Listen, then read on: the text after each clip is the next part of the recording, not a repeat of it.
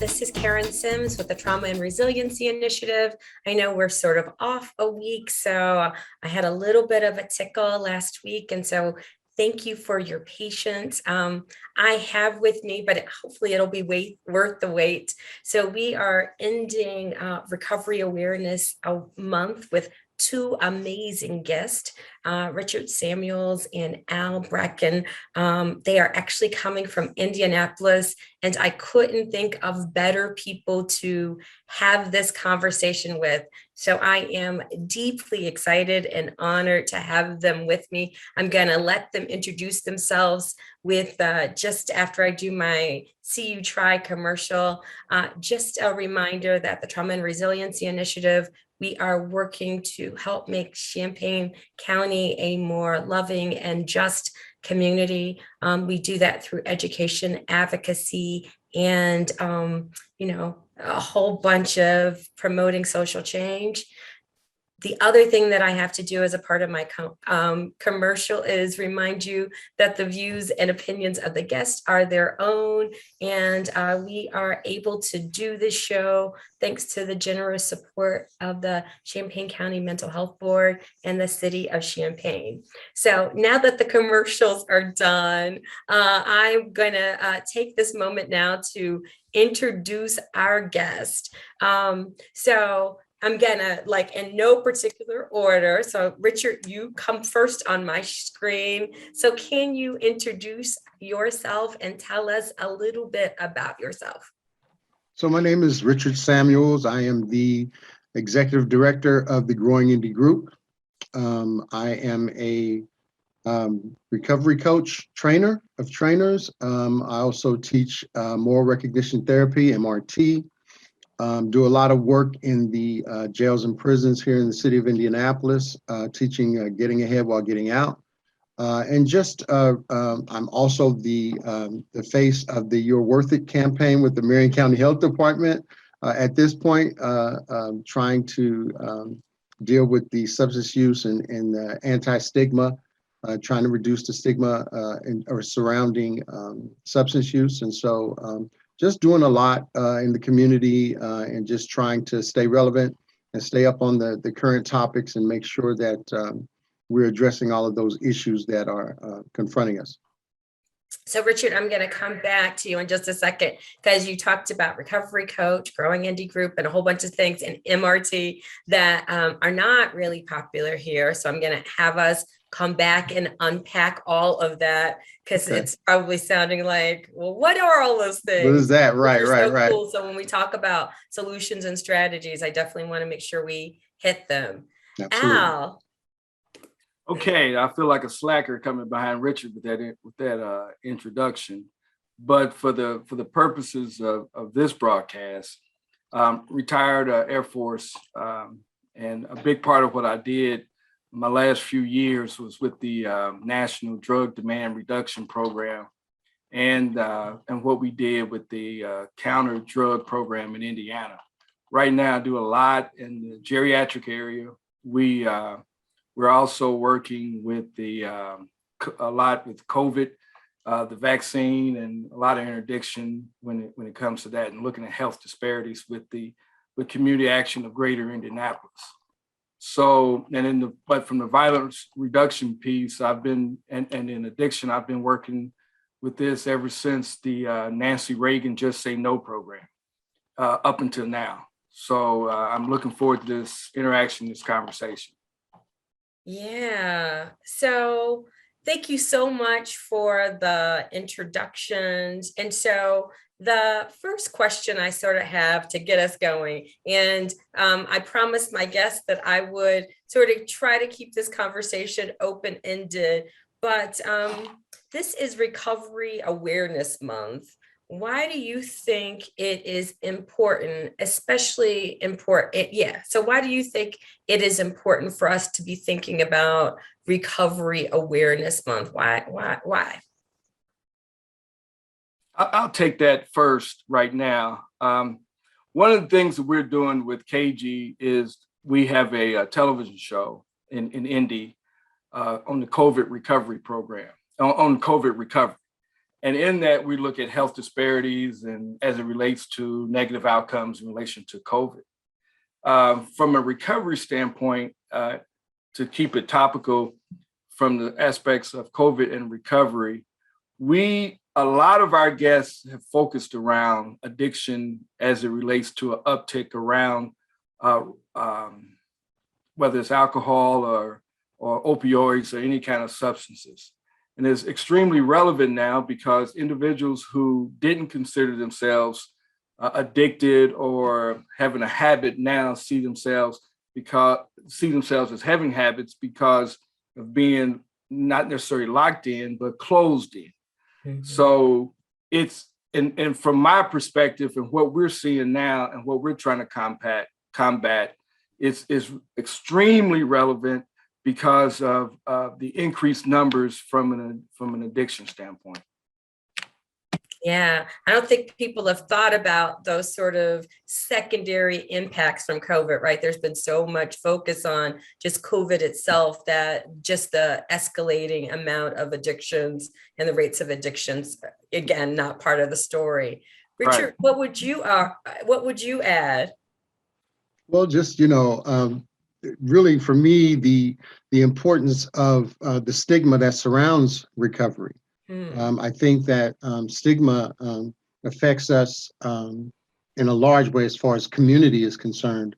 The way we view recovery, the way we view people who are not only in recovery, but the way we still view people who have recovered and still that stigma surrounds them, no matter how far along in their journey they are.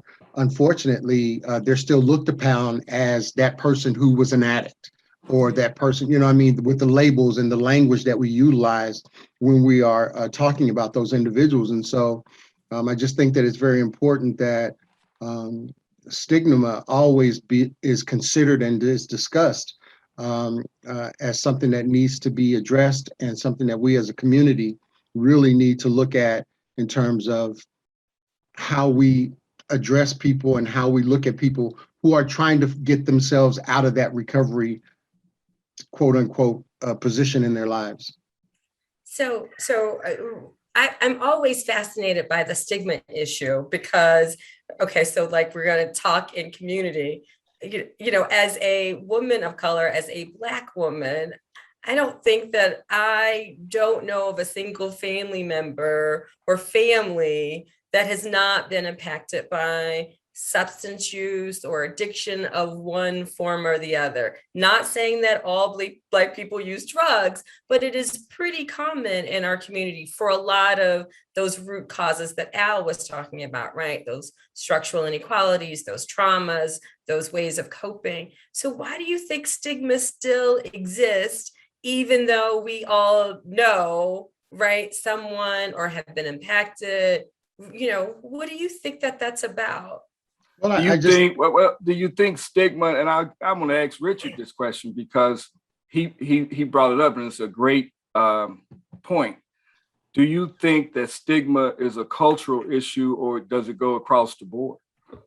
Well, I think that it does go across the board. However, I think in terms of cultural, when we're talking culturally, I think that we embody it as African Americans, we embody it more than everyone else, because as Karen was saying, a lot of our family members have been under using drugs or what have you, and so therefore we know a lot about it.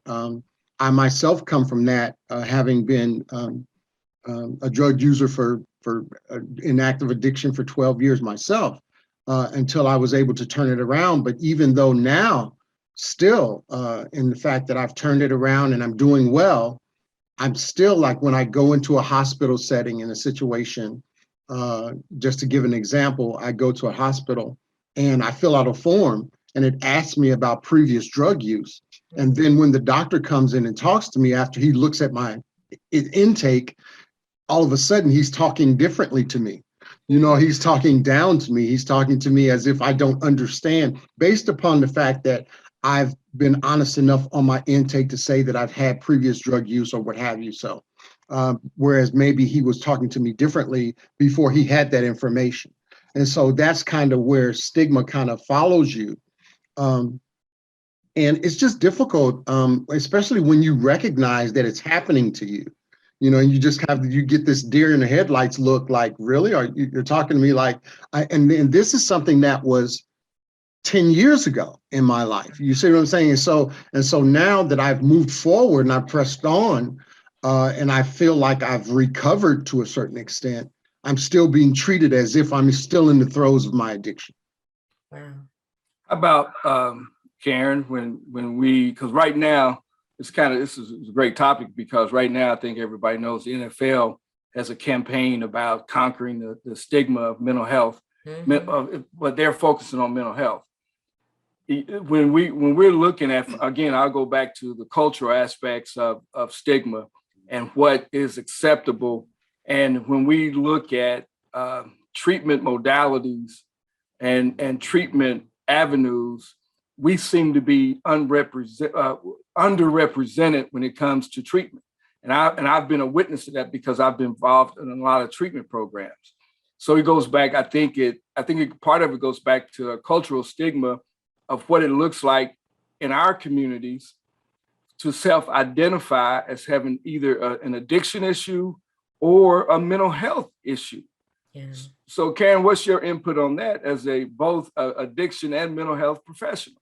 So I was sitting here reflecting, first of all, just pretty shocked. I mean, I think about, when we think about disparities and inequities, just the thought that you would check a box and that someone would then respond to you differently is a new awareness. Right. So I'm like, wow, just the levels of, burden that we have to carry. But when I think about that connection, I actually feel like sometimes it is more culturally acceptable for us to manage our mental health needs with substances and to normalize that rather than to say that we have a substance abuse problem. I actually feel like, so I feel like there's so much stigma around, uncle having depression or bipolar disorder or a mood disorder, or even,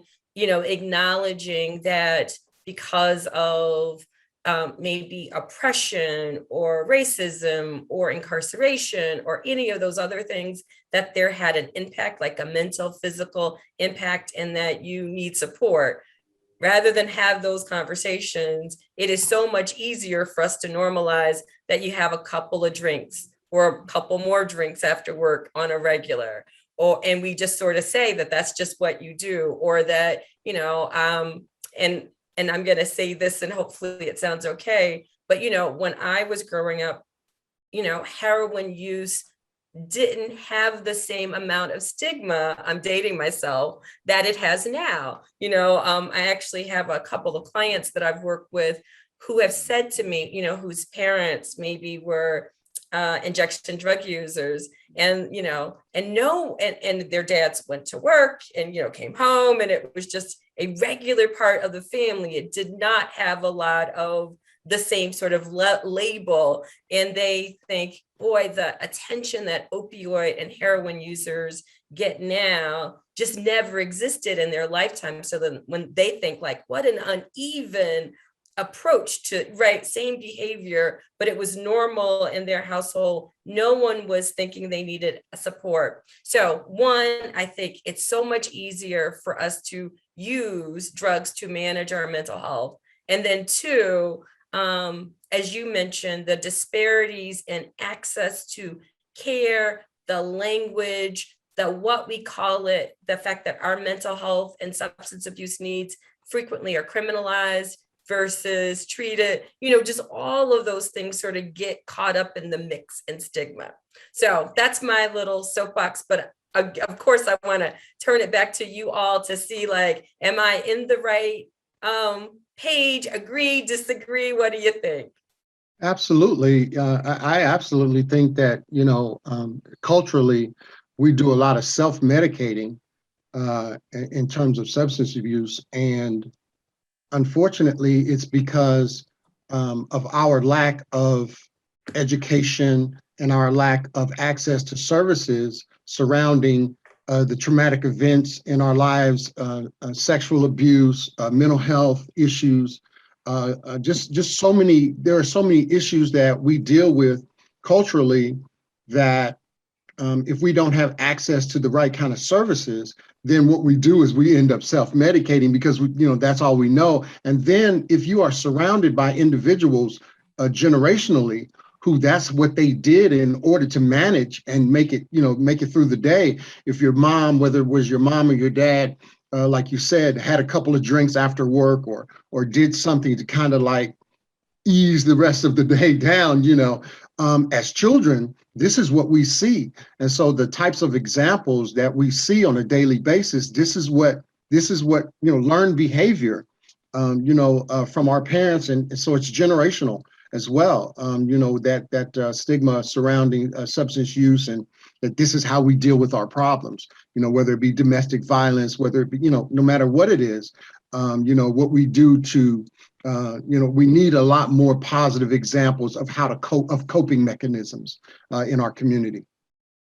Absolutely. I think when we start talking about stigmas and self-medicating, I think we can agree that goes across cultural lines. Mm-hmm. But when we look at things culturally and historical, some of the historical, what I'm going to say, Karen, some of the historical trauma associated with what we do, and some of the historical information of why we work with our problems or issues as we do. Because when you talk about self-medicating and mental health, that has no cultural line. Everybody does it. I mean, I've worked in behavioral health facilities, West Coast, East Coast, and Midwest, and everybody does it. What seems to happen, however, is that even though the laws have changed when it comes to reimbursement and access, we still seem to be underrepresented in when it comes to traditional treatment facilities and treatment areas.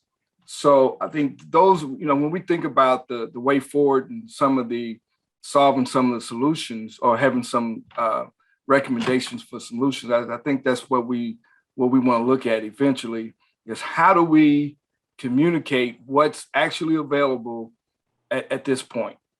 Yeah.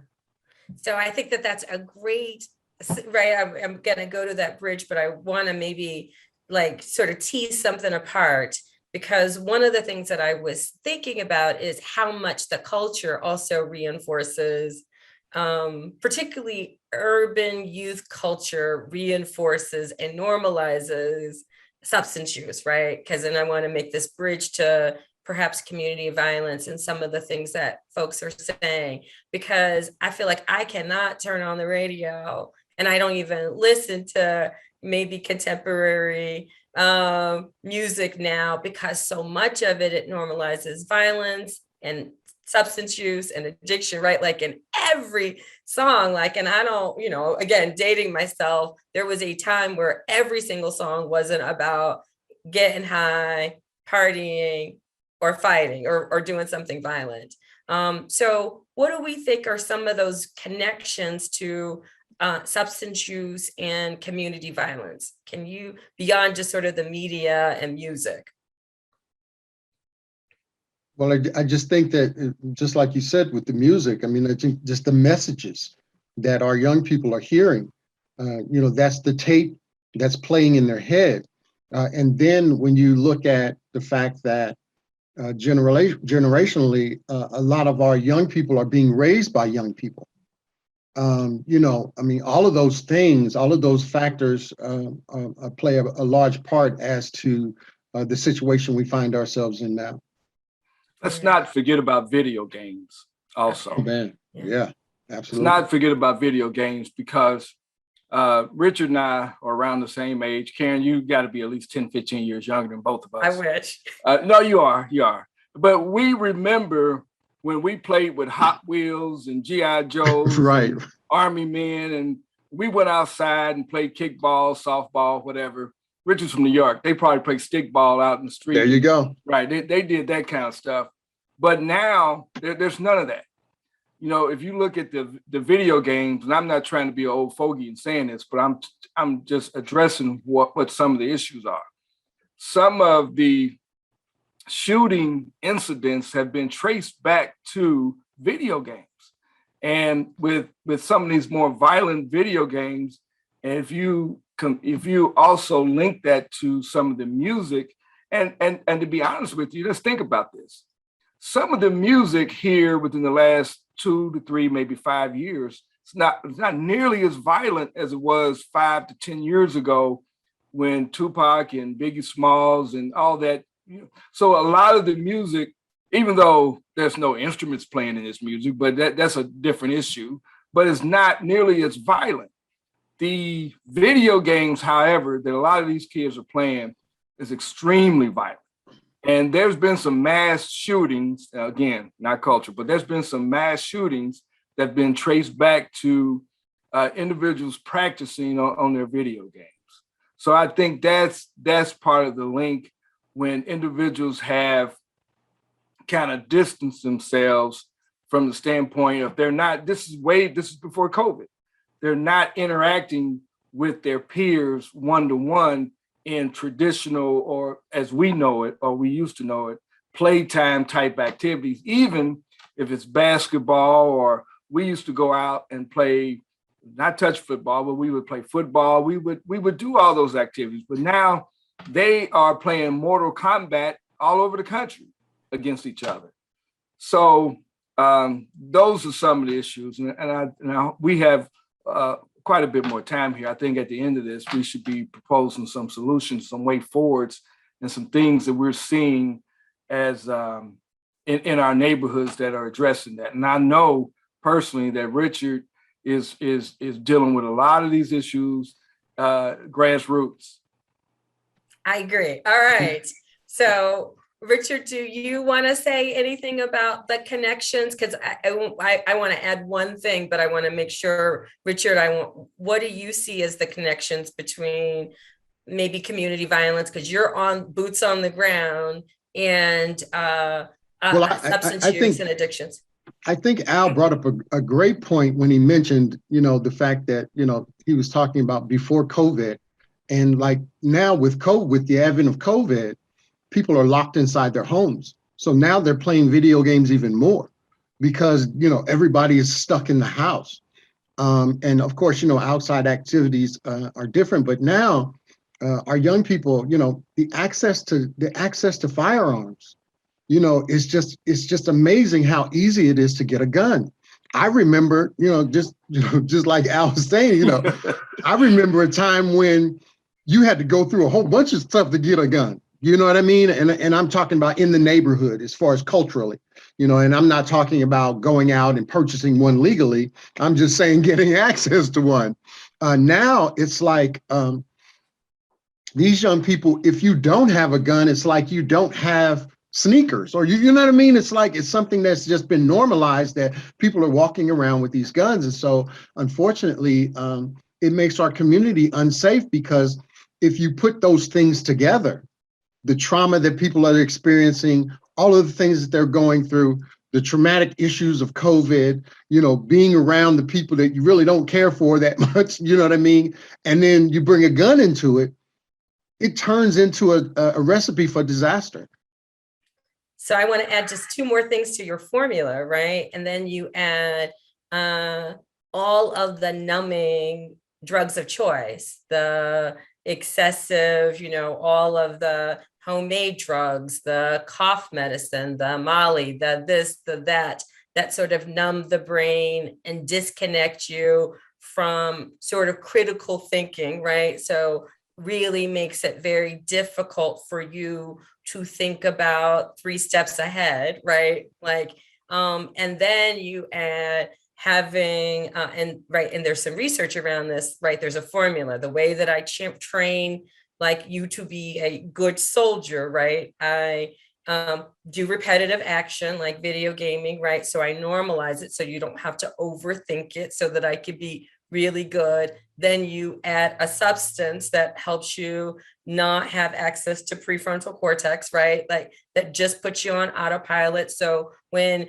people say you don't seem to care, you really don't because you're so numbed out. And then I add stress and COVID, and it turns to me, it is turned and access to guns, and it is turned into this really toxic formula, of which to me, addictions are such a part of that, like substance use, right? And so we have some research that says, kids, particularly kids in high stressed environments, are starting to use drugs and alcohol as young as 12, right? And that only compounds the injury, because when you there's no such thing as a healthy substance use at 12, right? It is always unhealthy. And then video games, right? And at that is the formula. It's the formula they use across the world to create child soldiers. And it is the same formula that we're using locally to create folks who appear to be like engaged in gang-like behavior, right? It's sort of that grooming. One of the issues with that, I'm sorry, Richard. No, you're good. Well, one of the issues with that in creating these soldiers is when you have in other cultures and other countries, when they're creating these soldiers, they have a common enemy that they're going against. The soldiers that we're creating, we're killing each other. Oh, absolutely. And that is the part that of the many different pieces and aspects of what we're talking about when we're talking about neighborhood violence or urban violence. I would be extremely interested, and I don't know, and I just thought of this, that if there are any other cultures in the world where kids between the ages, say, of 10 to 20 have such a high murder rate within their own population. I mean, now think about that. Now, yeah, we're creating soldiers, but they're killing these soldiers. It's a civil war in our own community. Why is that? So we look at some of the generational issues that we go back to as to why there's so much self-hate in our neighborhoods. Yeah. Well, I believe a lot of that stems from the lack of, and I know that this sounds kind of repetitive, but I think it's the lack of understanding our history, because that also speaks to what you just shared, Al. That also speaks to the high suicide rate for our young people as well, because they don't have roots in understanding who they really are. And so therefore, to take their own lives, it doesn't really matter, because that conscience is not there. They're not deeply rooted in understanding where they come from or their lineage. And so without having that understanding, then it's like when the problems of the world constantly come at them, it's like, what's the point? If I'm not here, I'm better off, as opposed to feeling like I need to be here for my family. I need to be here as head of household. I need to be here as that provider. I need to be, we don't think in those terms, or at least our young people don't think in those terms anymore, because we've kind of lost that connection to the history of who we are as kings and queens and that type of thing. And so unfortunately, it's like, now it's out here like kill or be killed. And it's like there's, and it's like they don't even think about tomorrow. And it's almost like there's a hopelessness that permeates throughout our being, or our generational our young people's being, that's like, I'm here today. I don't even have thoughts of the future. My thoughts only take me so far, you know what I mean? And so it's not like I'm thinking, well, because I remember when I was a young person, I used to think, I used to fantasize like, where would I be in 10 years, or where would I be in? These young people don't even think that far ahead, because everything seems to just evolve. And I think there needs to be policy changes across the board. One of the things that I was really kind of looking at, it really just kind of worried me when they're all the fentanyl now that they're putting in these pills and these fake pills that they have, and all of this is going on in our communities. It's just scary.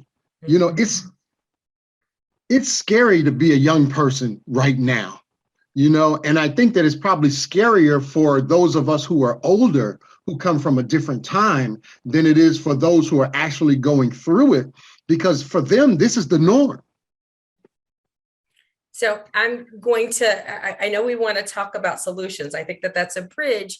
I guess I want to say everything that, from my experience, everything that you articulated, Richard, the hopelessness, helplessness is a symptom of what we were talking about, like has its etiology, its roots in I am numbing myself. I am numbing myself either through drugs or through video games or through disconnect.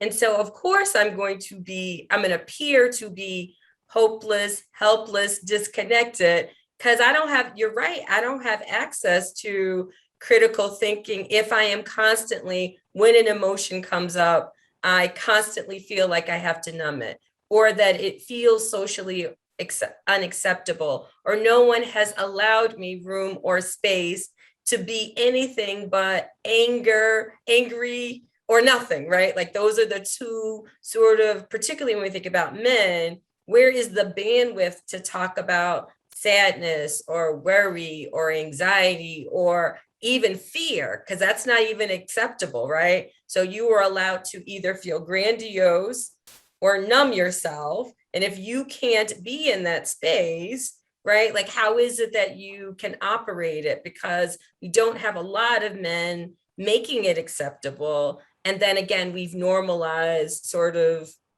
substance use, right? And I also know we have, and right, we could go down a rabbit hole, have spent probably the last 15 years labeling, particularly, and again, I know women are at risk too, so I don't want to minimize this, but when I think about community violence, we spent the last 15 years medicating so many Black men and boys with diagnoses of ADHD and all of those things, which we also know can become gateway drugs if you don't legitimately have ADHD and someone keeps medicating you, it makes you want a stimulant when you get older. So, right, like all of those brain changes, I want to acknowledge, because I think sometimes people are like, they're just behavioral problems. And I'm like, no, it has a root in something. And part of the root is what we have fed them, right? What we've put in their brains and bodies,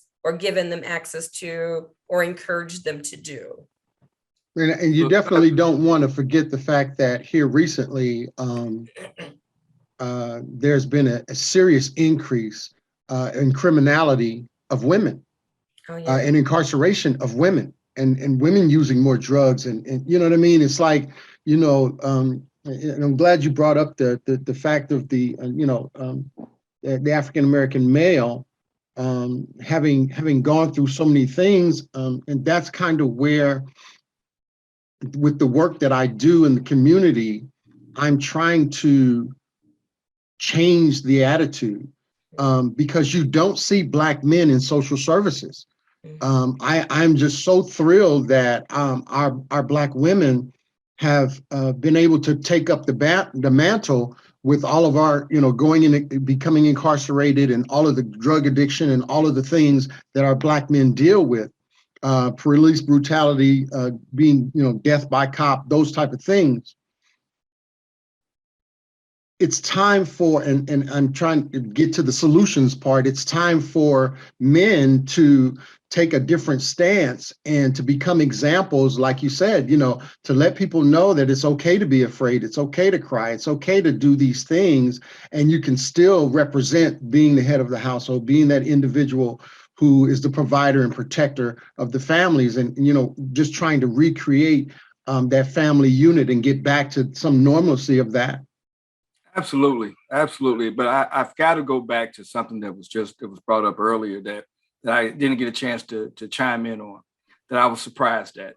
A while back, again, when I was in one of the behavioral health facilities, we used to do a monthly in-service, and Karen used to participate in that.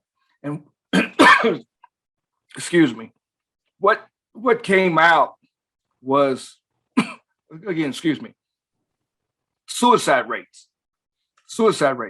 And I had two presenters on two separate months had numbers that showed that the number one group for growing and current numbers for suicides were Black young males. And it totally surprised me. And I challenged both on that.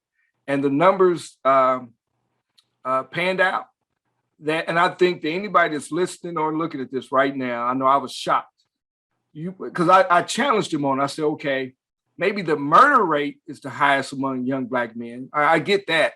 It's terrible, but I get it. But not the suicide rate. We're not killing each other, but that's what they said, that we are killing each other. We're killing ourselves at a huge per capita increase every single day. And that is something I know we're going to bridge to solutions. And I know that we all do have those solutions. But when it comes to men, and we look at the historical context of why we act the way we act, Richard, I think you can attest to this, that we lie to each other. Mm. We're not truthful. Even when it's just us, we lie at the barbershop, we lie everywhere we're at. We don't tell the truth to each other. When we get the opportunity to be honest and to share with each other when there's nobody else in the room, we don't let our guard down. We feel like we can't let our guard down even with each other. And if there are groups out there that have support, and it doesn't matter whether it's a church group or fraternal group, it doesn't matter. That those are the relationships that we need to uphold. And when we talk about solutions, we need to look at roundtables and different types of atmospheres where we can be truthful to each other on how we feel and ask for help. And a lot of times that help is just a thoughtful ear. We just want to be heard. And a lot of times we're just not heard. I think that also speaks to going back to the family unit in terms of what we're taught as young people, the integrity, to have integrity, to be honest. That was one of the things that I felt really good about, Al, in terms of when yourself and me and Nate used to get together with Donnell, and we used to sit, and it was a group of guys that knew that we were just going to be completely 100% real with one another. And that's not something that you find on a regular basis. And like you said, when you're constantly have your guard up, worrying about that crabs in a barrel mentality that somebody's going to get ahead of you, it devalues you, and you don't even realize that you're devaluing yourself when you're lying about situations. And usually the situations are not even about anything. You know what I mean? That's the thing. It's like, you're not even lying about anything monumental. You're lying about things that don't even matter. You know what I mean? Because it's become habitual, and it's become a part of your nature. And so I think that we need to go back to, what types of education are we providing the parents so that they can provide the proper instruction for our young men coming up, and, trying to eliminate a lot of these fatherless homes. And like I said, now a lot of the women are disappearing as well. And just the fabric of the family has just been torn apart. And it's just unfortunate, because then that leaves the young people only to look towards the people that's making the music, the people that are, directing them toward the video games, that hopelessness and all of those things, all of it meshes together. And it's unfortunate. We definitely need to find some positive avenues to change some things.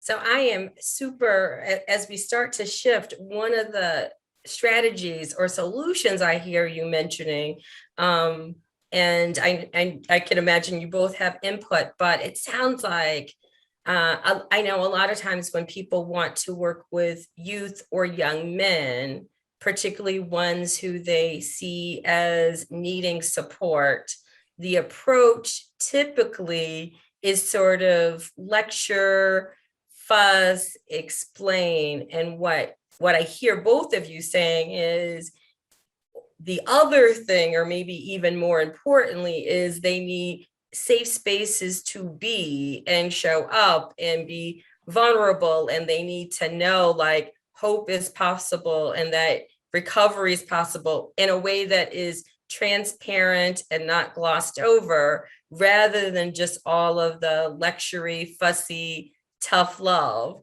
that typically they get, which what you both are saying to me is that is not the vulnerable side of you. And when you engage with young men and boys and don't create a space for that, they too feel like, well, okay, I just need to fake the funk on a continuous basis. Is that one of the solutions, is like for men and who want to work with Black men and boys, or men and boys who are vulnerable, maybe to think about showing up differently for them? Absolutely. I'm going to give one quick example that I think kind of illustrates this. A few years ago, when I was doing the drug demand reduction program, we also had a task force within our group that dealt with gang violence, and it was based out of Gary, Indiana. So we took that gang task force to Chicago to a seminar to be trained on some of the things that was going on the south side of Chicago. And we ended up doing an interdiction, and get this, we ended up doing a gang interdiction at a college where the fraternities were fighting like gangs, okay? So to make a long story short, what we did is we took the skill sets that we learned from a gang interdiction standpoint and got the fraternities in a room. It was two in particular. I'm not going to say which ones they were. They were African-American, and we can assume that. And what we did is we gave them an assignment to look at the historical context of why Black men hated Black men. And they went back to slavery. They did this on their own. They went back to slavery. They looked at the conflict. They look at these young men looked at the psychological effects of slavery and the impact that it had on them from a trauma perspective.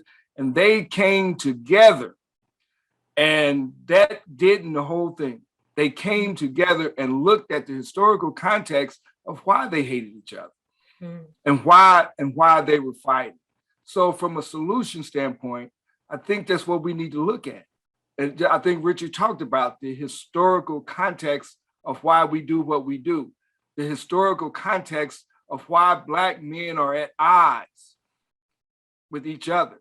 So that as part of my own experiences said a lot as to moving forward, what part of what we need to do and part of what I've been engaged in Indianapolis since then, and trying to bring not only the young men, but some of us older guys, to get together and show as an example for the younger men.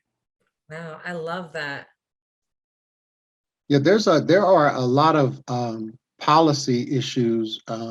We always talk about what's happening in our neighborhoods, and having, like you say, with me being boots on the ground and really actually working with people and talking with people in the neighborhoods on a regular basis. I've got a different perspective, because what I see is that it's a larger issue in terms of the policy and the type of financial help that comes into our community. What a lot of people don't understand is like, there's a lot of dollars that go to every single state. But once that money gets to the state, then the state disperses that money to specific agencies who delegate who gets what.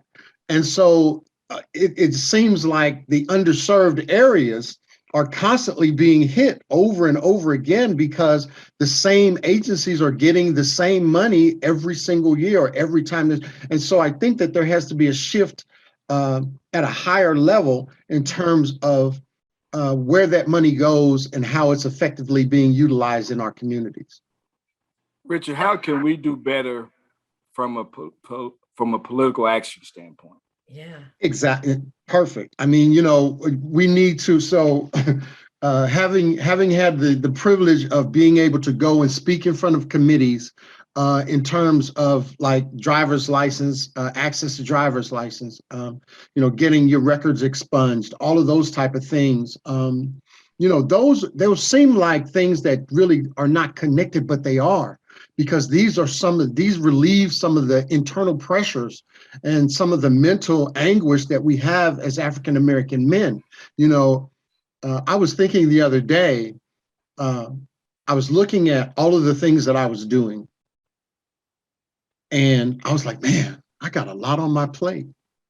And I hadn't even considered paying the bills, Yeah. the survival things. I didn't even think about the survival things. I was thinking about all these other things, all the stuff that I was actually doing, but not the responsibilities that I had in order to maintain myself as a productive citizen of society.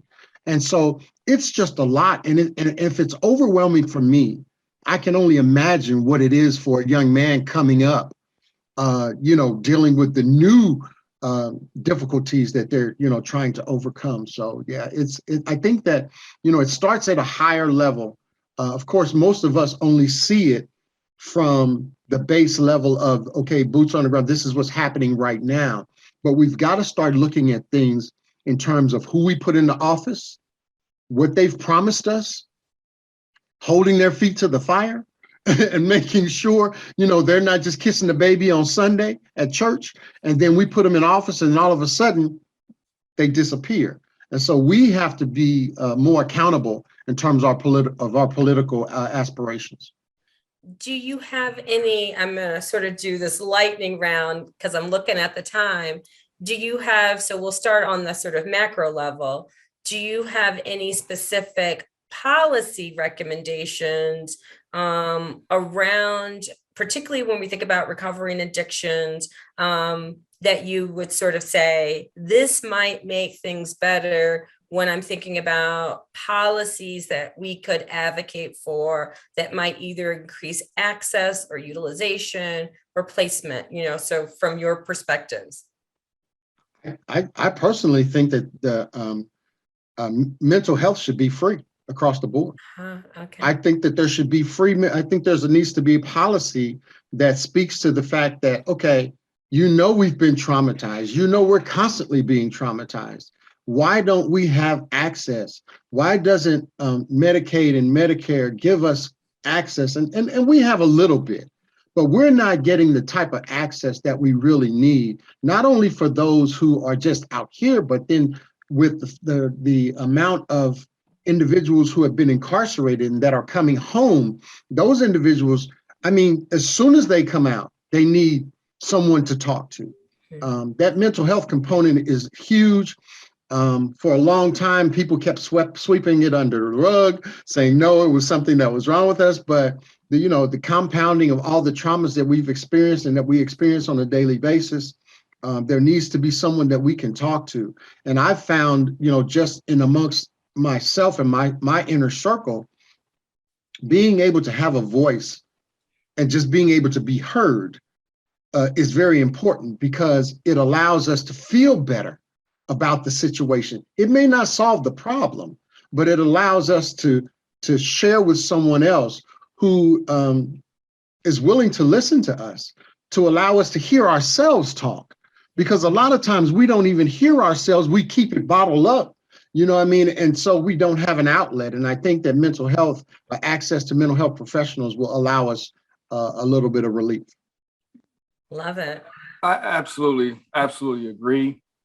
And I would look at it also, to go back to one of the things we're talking about, when you're talking about public policy, that it also behooves us to get more involved politically, and, being involved in political action committees, and in certain cases, pooling our money and putting it behind candidates that espouse the things that we believe. Honestly, people don't pay attention if you're not donating money. Even if you're donating $10, they're keeping track of it. You donate $20 to a political campaign, your name goes on the list. So if you group the money and form some type of action committee, it goes a long way in trying to figure out what is going on and how you're going to be advocated for.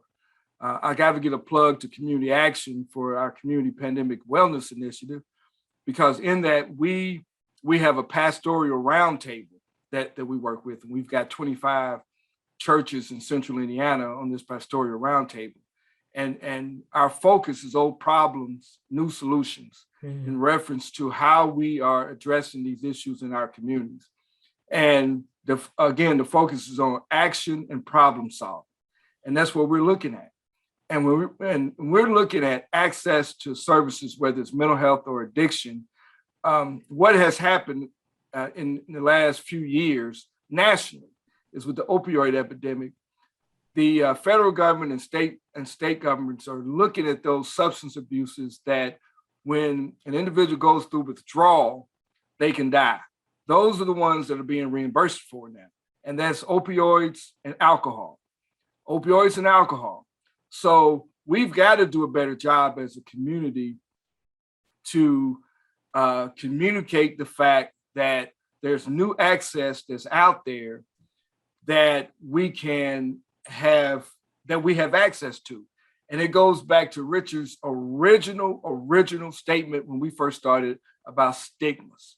And when we get over the stigmas in our communities, which is why we're working with the pastors, then we can open up the conversation that addiction is not something that just the devil has put upon us, and we can be a little bit more real about it, then we can start solving some of these problems and from a grassroots level. Love it. So it's not just a moral failure. And I'm going to put my plug in. When you said, Al, that when you look at addiction utilization, right, like the utilization of addiction services, we are still underrepresented. And I do think it has to do with, again, policy. So alcohol and opioids, fortunately or unfortunately, right, lots of us use alcohol, but it may not, based on stats and data, be our frequent drug of choice. And so how is it that we advocate with the people doing billing and reimbursement for equity in treatment services, right? So equity would be cocaine and crack and all of the drugs that we tend to utilize would be as well supported for recovery supports, because there's a whole, right, like even when I think about treatment modalities, right, the drugs that rural and low wealth folks or even middle class folks have chosen to use, not chosen, I don't want to use that word, but who utilize tend to receive more money, more innovation, more program, more evidence-based practices, and I want to see equity.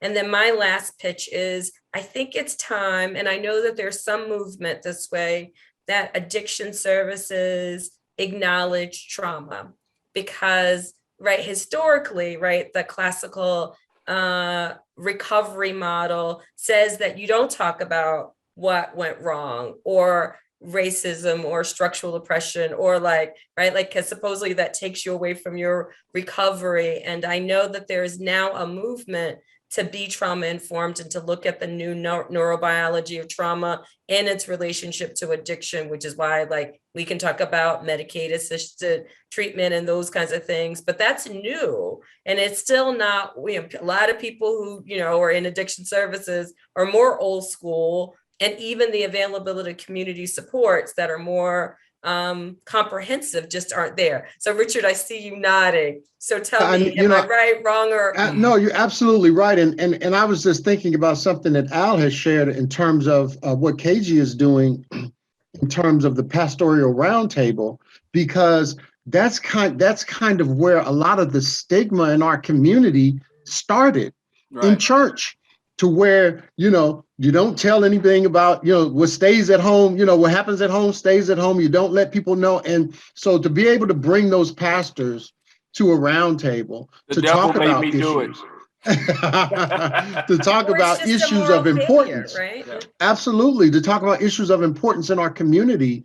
I think that it's a great beginning And it's a great a wellness objective because if we can get the pastors to, because of course that's where a lot of us get a lot of our information from in terms of the churches, and how we operate in our community is based upon the goals and the direction of what the churches are talking about. And so just being able to deal with that from the standpoint of now we have some type of leadership that is saying, hey, this is the right thing to do, and that we need to go and see somebody. We need to go talk to somebody, and that it's okay, and that you're not going to be demonized or you're not going to be ostracized in your community based upon doing the things that are necessary to get you well. So you all have any closing thoughts? Because I know it has been an amazing conversation. Clearly we could go on, right? I feel like we could be going down multiple rabbit holes, but any other closing thoughts before we get done? I would say one of the themes that we have working with our pastors is old problems, new solutions. Mm-hmm. So we are in a problem solving environment where we don't want to just take the old adage that the devil made me do it, and we come up with some real solutions and some grassroots issues of why we're in the situation that we're in. Now, what we're doing is from a wellness perspective, and from what KG's doing is wellness. And our wellness program is mind, body, and soul. Mm-hmm. And in that, we're looking at mental health, physical health, and spiritual health. And just focus, well, not just focus, but a big part of our focus is, like Richard just said, a lot of the information we get is from our ministers and from our churches. And it's been like that, guess what? Since slavery. Mm-hmm. It's been like that for a long, long time. So the way it was is the way it is. But at the same time, old problems, new solutions is what we're going for. So, and that's what I think that from an innovation standpoint is what we all should be looking at, some solutions to some of the things that we're saying. And I hope that some of the things that we have added will bring some of those things to light from a solution standpoint. Love it, love it. Richard, do you have final words? Yeah. Yes, I think that what I'd like to share simply is that I want to commend you, Karen, for this show, because this show is part of the solution. Right. The fact that we're being able to get the message out, we're being able to get out the thought processes that are happening in our communities, in the midst of our communities, talking about the issues that matter, talking about the issues that are affecting our family structure. Just really appreciate that you having me on, myself and Al, and the fact that you do this on a regular basis. That's part of the solution in my perspective. Well, I really, again, couldn't have thought of two better people. I know you are incredibly busy, so thank you so much. And my last little pitch is I loved your suggestion, right? New solutions, being vulnerable, and telling the truth. So it has been wonderful, wonderful. And you can find more information about all of the great work. We didn't talk about recovery coach or moral recognition therapy or any of those things. So those are great things. So hopefully I always love leaving people with homework or marching orders. So look at those policies and thank you so much. It's been such a pleasure. Thank you. Thank you for having us.